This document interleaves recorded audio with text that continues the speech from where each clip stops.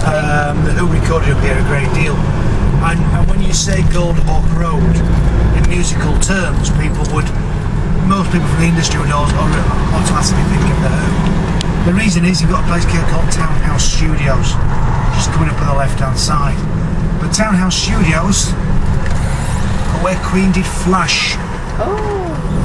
And a little bit of a departure for Queen's Flash, wasn't it? The style of music and what have you. Obviously they did most movie soundtracks as well, but Flash has its moments of brilliance.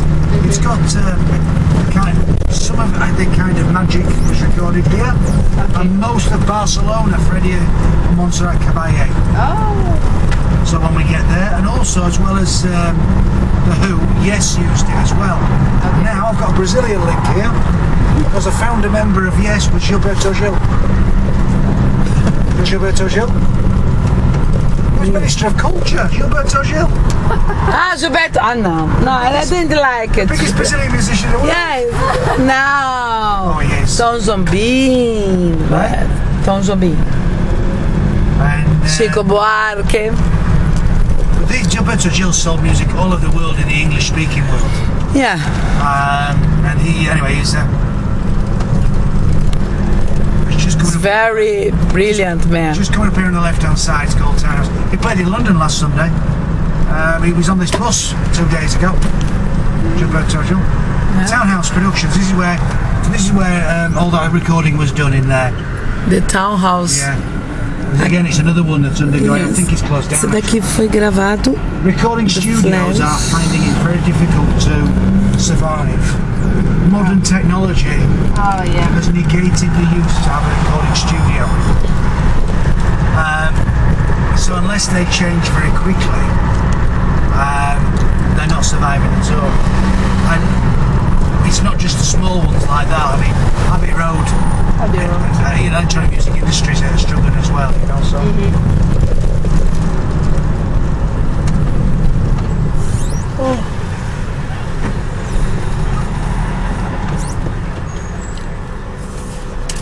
Now just up here on the left hand side there's nothing left of it now. There's a street called Lime Grove, and to conquer the music world, the English speaking music world in the 70s and the 60s, you had to be on the BBC. And the pop programme all the way through the 70s was, and right until recently, only finished maybe a couple of years ago, was a programme called Top of the Pops. Yeah. And Top of the Pops was recorded just down here on Lime Grove. The building's no longer there and it's difficult to get down. But one of the things that happened on Lime Grove was Queen did Killer Queen. Yeah. And it was such a good performance that they scrapped the video and used the performance of Killer Queen on Top of the Pops to sell the music all around the world. Now, because of Lime Grove is at the back here, sometimes, and it's on some websites, say that Queen played here at the Shepherd Bush Empire, but they never played the Shepherd Bush Empire. Roger Taylor's played here. I even think Brian May's played here separately, but Queen never played there. But because it's so close to BBC, and I'm doing Killer Queen and so many appearances on Top of the Pops, I think people just get the address mixed up. That building's been knocked down now, Lime Grove, so people just come around here and assume this is it. And you do find that you've got to be really careful with online research because there's so much research that's... There's just... I don't think people maybe even mean to lie, but it's just wrong. They don't know what they're on about, really.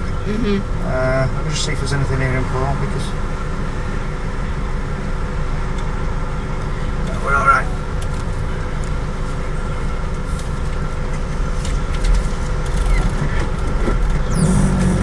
O estúdio que nós acabamos de passar, o Imperdivel Studios, foi onde o Queen apareceu várias vezes, no famoso programa da década de 70, Pop of the Tops. E assim, diz que a presença do Queen, a performance do Queen cantando Killer Queen, foi de tamanha maneira que eles não precisaram fazer This road's changing all the time. You see, they're rebuilding this green in Shepherd's Bush, and we need to be over there. And I think we have to go, oh no, we can maybe get round. Because if not, we're going to go all the way around the roundabout.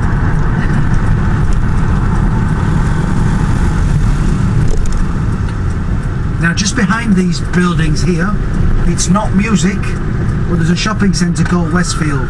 It's the second biggest shopping centre in Europe.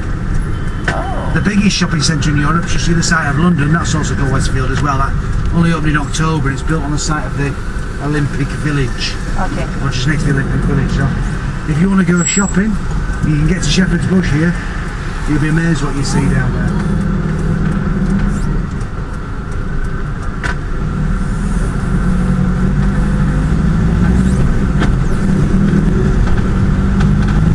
Yes, we're alright. Look, it says 90 accept buses. And we're a bus.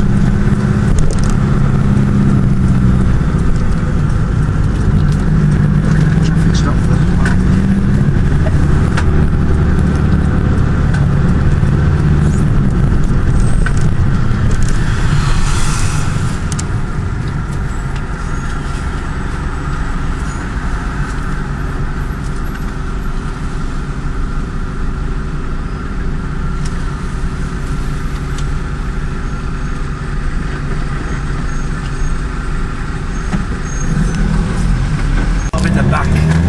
back of it. I'm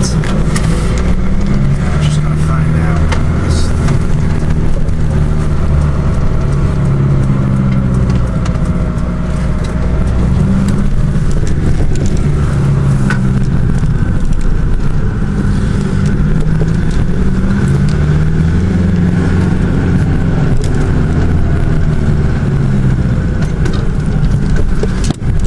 Oh, sorry if I got you.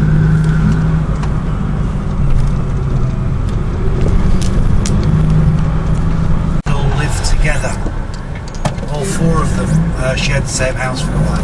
Yeah. And that's not uncommon in London. In the 60s scene that they were following, following the footsteps of 12, 15 people used to live in the same flat and all sleep on the floor. So to just have four people living in a house or in a flat would be considered to be moving up in the world by this time.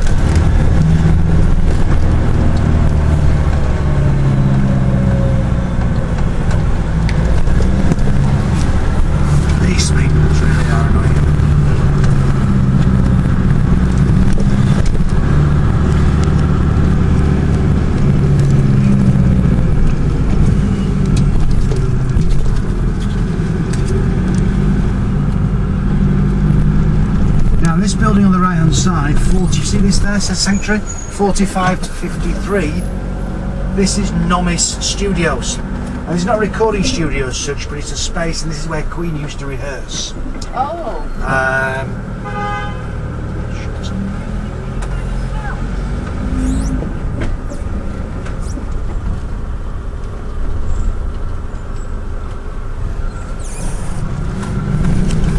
So when they lived here, they only had to lug the gear over the road, carry the gear over the road to the studios, because they lived at number 36, which is just here on the left hand side. I can't stop, I'm afraid, I've got traffic right behind me. C'était la place où est-ce que les camions vont rester ensemble.